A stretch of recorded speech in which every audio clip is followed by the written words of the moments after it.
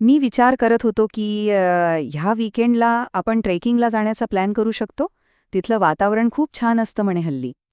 आपण ज्या डिजिटल जगात राहतो ते सगळं 0 आणि 1च्या म्हणजे 0 आणि 1च्या एका साध्या भाषेवर चालतं. पण ही भाषा हाताळायला नेहमीच सोपी असते असं नाही. विचार करा, जर ही सगळी क्लिष्टता सोपी करायला एखादी मस्त व्हिज्युअल पद्धत असती तर. आज आपण बरोबर तेच पाहणार आहोत. कार्नो मॅपच्या मदतीने डिजिटल लॉजिकला सोपं कसं बनवायचं. तर आपण हे कसं समजून घेणार आहोत ते पाहूया.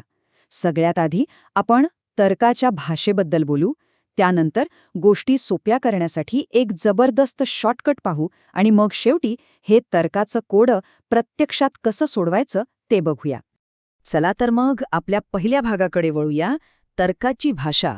आणि हे समजून घेऊया की हे सगळं सोपं करणं म्हणजे सिम्प्लिफिकेशन इतकं महत्वाचं का आहे. अगदी प्रत्येक डिजिटल डिव्हाइसच्या मुळाशी काय असतं माहितीये? Boolean algebra. नाव थोडं अवघड वाटेल, पण खरं तर हे फक्त बरोबर आणि चूक याचं गणित आहे. म्हणजे कम्प्युटरच्या भाषेत सांगायचं तर 1 आणि 0. खरं तर हीच ती भाषा आहे ज्यात आपले सगळे डिजिटल सर्किट्स एकमेकांशी बोलतात. आता बुलियन अल्जेब्रा खूप पॉवरफुल आहे, यात शंका नाही. पण त्याची समीकरणं सोपी करणं हे खरंच एक मोठं आव्हान आहे.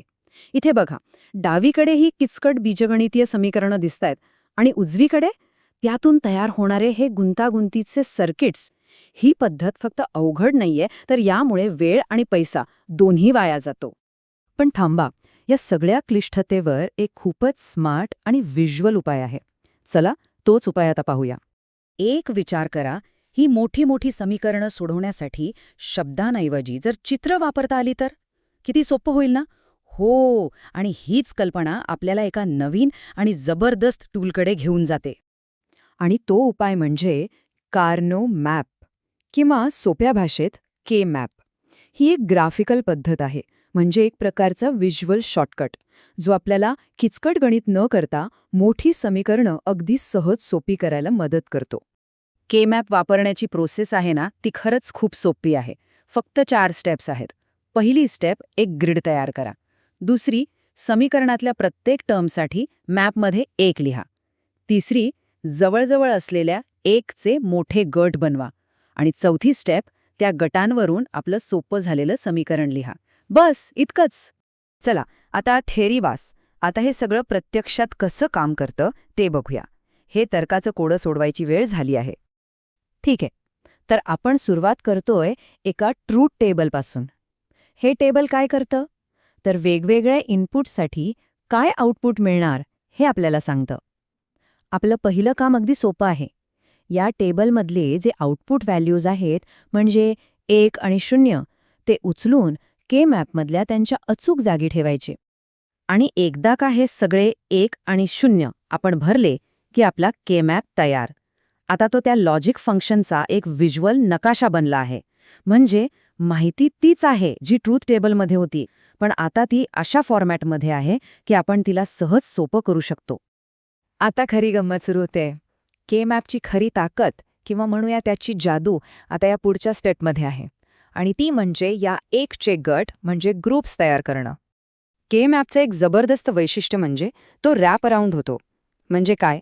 कल्पना करा की तुम्ही हा नकाशा एखादा सिलेंडरसारखा गुंडाळू शकता, वरून, खालून आणि डावीकडून उजवीकडे.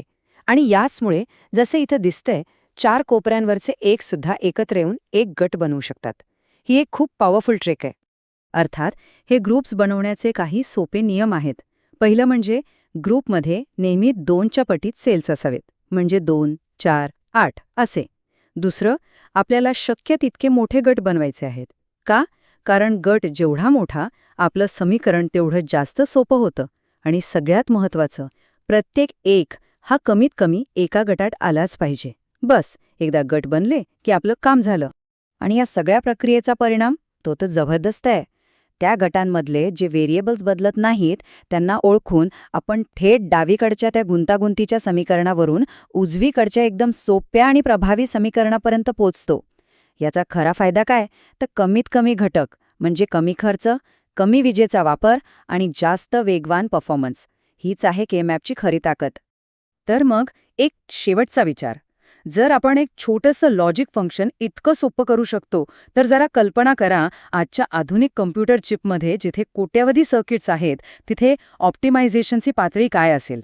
यावरून या साध्या दिसणाऱ्या टूलचं महत्त्व आपल्या लक्षात येतं.